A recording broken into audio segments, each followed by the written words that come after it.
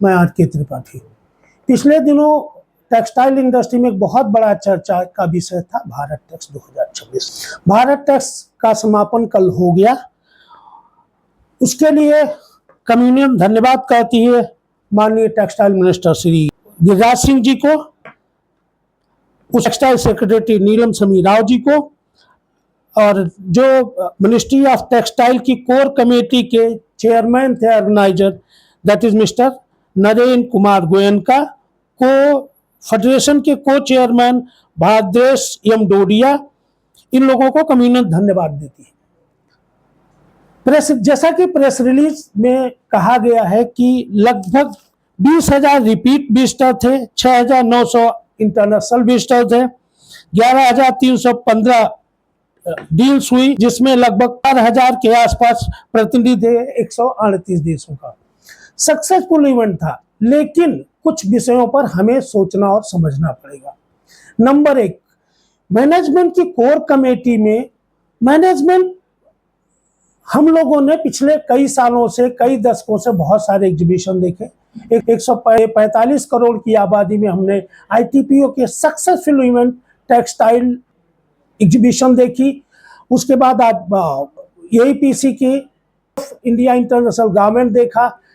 क्या कारण है इस दौरान CMI मुंबई में सेम डेट में अपना शो कर रही है और ये भारत टैक्स में उसका भागीदारी नहीं रही? ये प्रश्न सोचने की। दूसरा, जितने भी AIPC के मेंबर हैं वो लोग बहुत खुश नहीं थे इन कारणों से।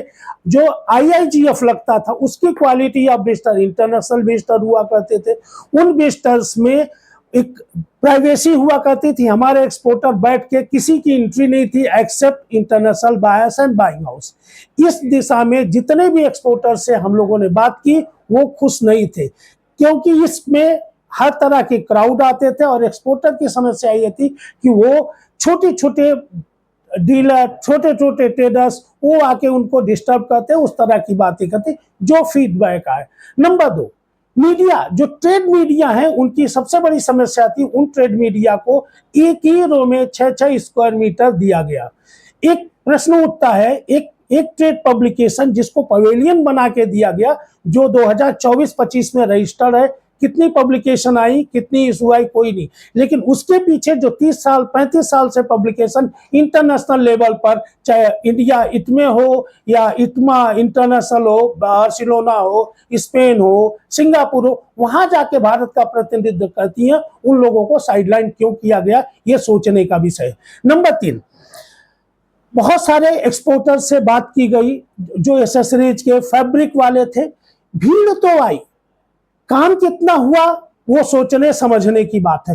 क्या इस देश में, जहां AIPC के लगभग 8,500 मेंबर हैं, IKF के 1,000 मेंबर्स हैं, जयपुर गियर एक्सपोर्टर के 400 मेंबर्स हैं, CMI के अलग मेंबर, इतनी बड़ी इंडस्ट्री होने के बावजूद ये सक्सेसफुल इवेंट रहा, लेकिन तालमेल की कमी क्यों देखी गई? तालमेल की कमी थी, एसेसरीज की अपनी प्रॉब्लम थी, उनको ऊपर दे दिया गया, फैब्रिक की अपनी प्रॉब्लम थी, गारमेंट एक्सपोर्ट, मिसमैच एवरीथिंग था।